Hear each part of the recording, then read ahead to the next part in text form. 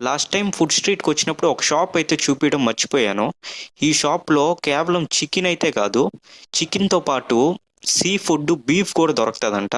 Beef అయితే నేను try చేయలేదు. సో సీ ఫుడ్, చికెన్ అయితే ట్రై చేశాను. సీ ఫుడ్లో వచ్చేసి పెద్ద పెద్ద చేపలు అయితే వీళ్ళు అమ్ముతున్నారు. ఆ చేపని డైరెక్ట్గా తీసుకొని వెళ్ళి రోస్ట్ అయితే చేసి సర్వ్ చేస్తున్నారు. సూపర్గా అయితే ఉంది.